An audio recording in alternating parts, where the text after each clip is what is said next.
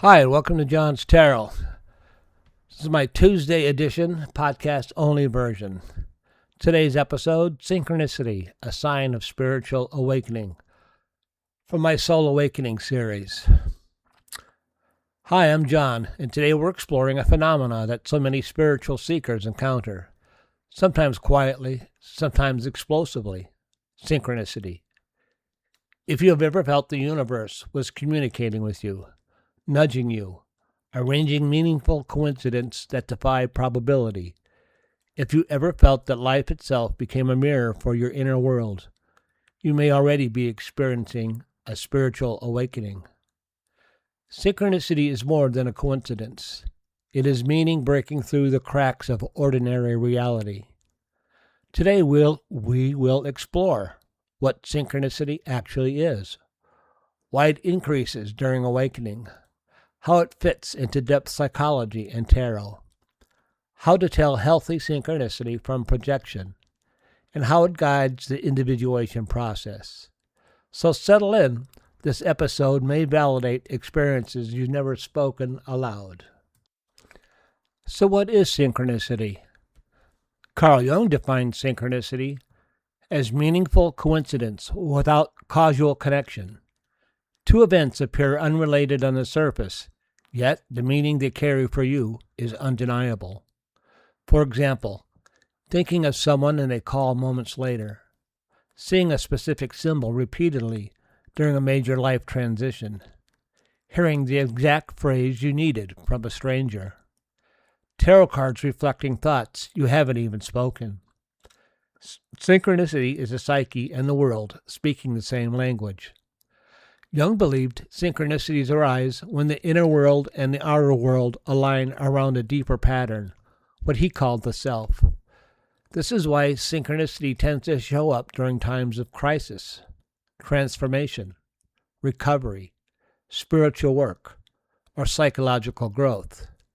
It's the first sign that the ordinary world is not the whole story. Why do synchronicities increase during a period of spiritual awakening? Well, during spiritual awakening, the ego loosens its grip. We begin to operate from intuition rather than pure logic.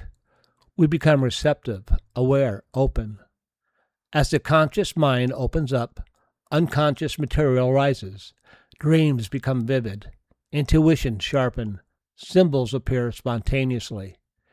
Synchronicities increase because the barrier between conscious and unconscious becomes more permeable. Psychologically, you could say the self is directing your attention. Your inner state is reflected outward. Patterns emerge that were always there but unseen.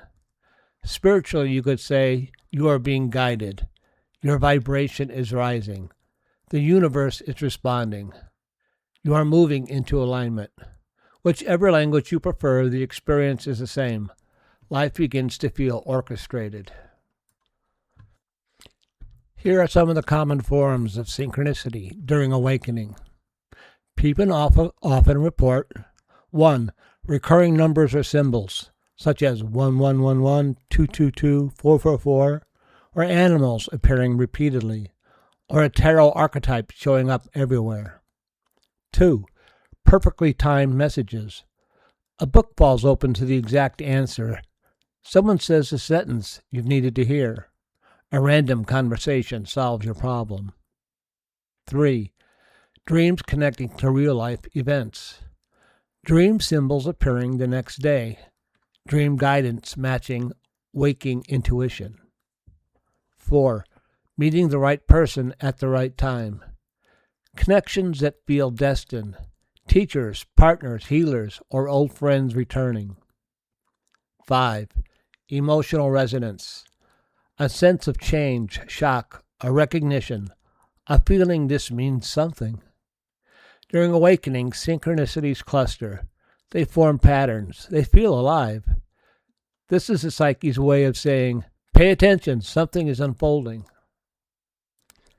Synchronicity and the tarot.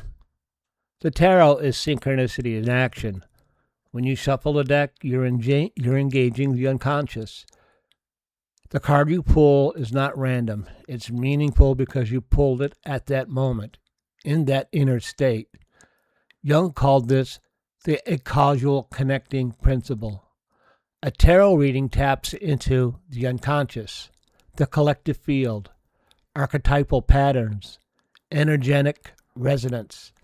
This is why tarot often reveals what we're not admitting, what we already know, what is trying to emerge, what the unconscious is trying to communicate. In a spiritual awakening, tarot becomes a mirror, almost eerily accurate because your psyche is already operating symbolically. Synchronicity becomes your teacher. Healthy synchronicity versus unhealthy projection. During awakening, everything can feel symbolic, but not every coincidence is a message. Here's how to tell. Healthy synchronicity feels grounding, not frantic, carries clarity, leads to insight, not obsession, strengthens your sense of self, aligns with your values, doesn't violate logic, it transcends it respectfully. Unhealthy projection creates paranoia, feels fear-based, leads to magical thinking, makes the ego feel inflated, such as I am chosen, causes confusion, disconnects you from real life. Synchronicity should guide, not overwhelm. It should feel like a lantern on the path, not a wildfire. Grounding principles, sobriety, meditation, and a stable routine help keep the experience balanced. Synchronicity within the individuation process. Synchronicity is not random. It tends to appear at key psychological thresholds. Number 1, the call. Synchronicity often pulls a person onto the path, a dream, a symbol, a crisis aligned with meaning. 2, the shadow. Synchronicity reveals patterns we need to confront. 3, wisdom emerges.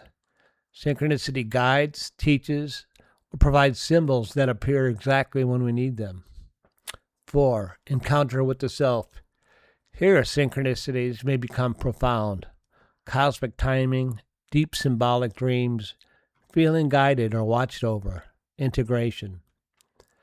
Synchronicity settles into a gentle, supportive background hum. The signs don't disappear, they become less dramatic and more participatory. Awakening doesn't end the journey, it begins the real work. If you are experiencing synchronicity, you're not imagining it, and you're not losing your mind, and you're not alone. You are entering a deeper relationship with your own psyche, your own soul, and the living fabric of reality. Synchronicity is not proof of something supernatural. It is proof that you are awakening to yourself. If this episode resonated with your experience, share it with someone who may be going through their own awakening, and stay tuned for more episodes where we explore the inner world, the tarot, and the path towards wholeness. This is the portion of the program where I'm just going to offer some personal thoughts and do a little bit of a reading on what we've just talked about. Anyway, I've been thinking about the series and what I'm doing here with John's Tarot. And what occurs to me is that I've been kind of creating a little bit of a psychological amusement park. There are different entry points, different attractions, shadow work, synchronicity, anima and animus, death and rebirth. It's all connected, but you don't have to start at the beginning or go in any particular order. You can come in wherever you're ready. Some parts are playful, some are challenging, but it's meant to be meaningful, and I hope therapeutic. Let me talk a little bit now about synchronicities and how synchronicities have impacted my life personally. I hope you've been enjoying the podcast. Synchronicities have appeared in my life at the damnedest times. At the times in my life when I'm definitely in transition or a period of immense stress and uncertain of a way to go. It's helped me make some wise decisions in life if I listen to the synchronicity.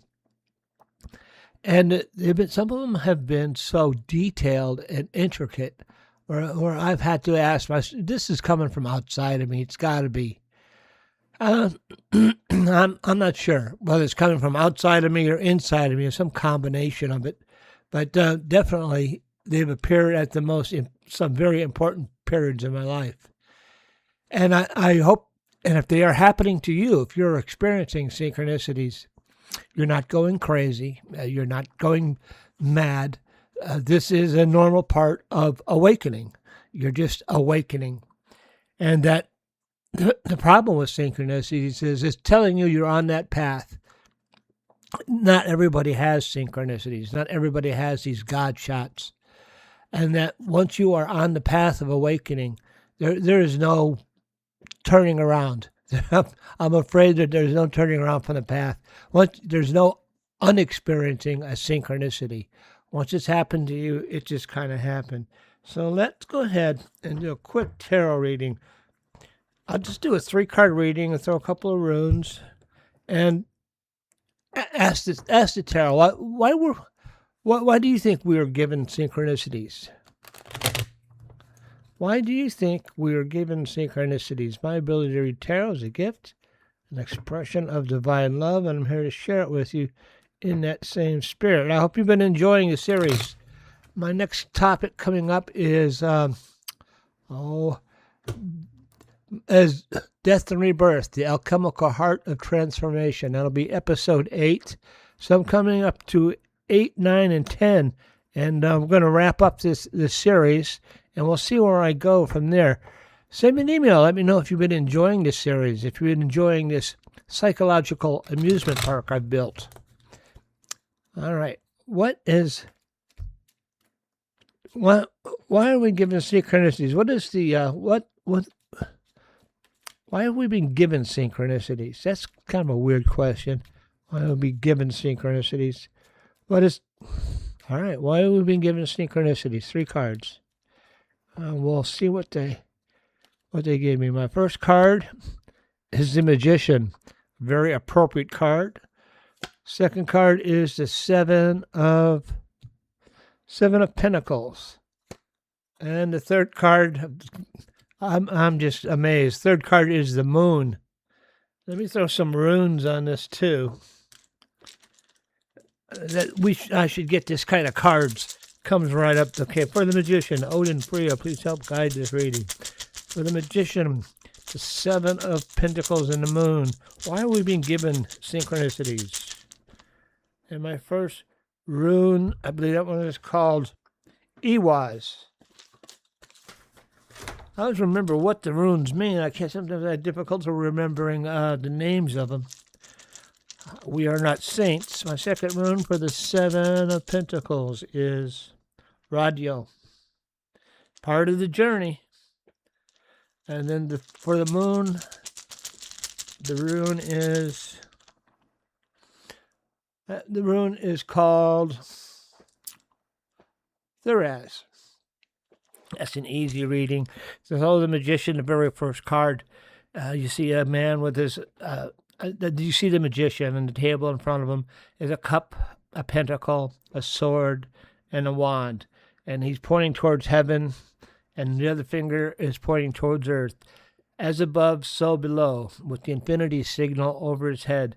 And the Magician is a card that's usually telling me you have everything you need in order to progress. And since his hand is pointing to heaven, and it's heaven communicating with us here on earth. So synchronicities exist, throughout the universe. And we are part of the universe. We are living organisms. No matter where you believe we come from, we are part of the universe. And the universe wants to communicate through us. And then the rune Iwaz has to do with, it looks like the letter M. And it has to do with doing things, grace. That's the horse, and then the noble beast transporting you in a noble way. So synchronicities help you have everything you need, and they help transport you over difficult periods of time or different transitions in your life. The Seven of Pentacles. You see a man, it looks like he's growing up. It's like a pumpkin patch, but they're all pentacles. And it talks about you'll be better if you try to do things step by step, as if growing a field rather than trying to win the lottery all at once. So synchronicities will guide you one step at a time.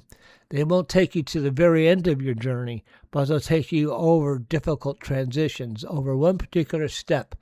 And like I said, once you start having them, I see all these different pentacles on the seven. You keep on having them, and they're just part of your journey, part of your garden.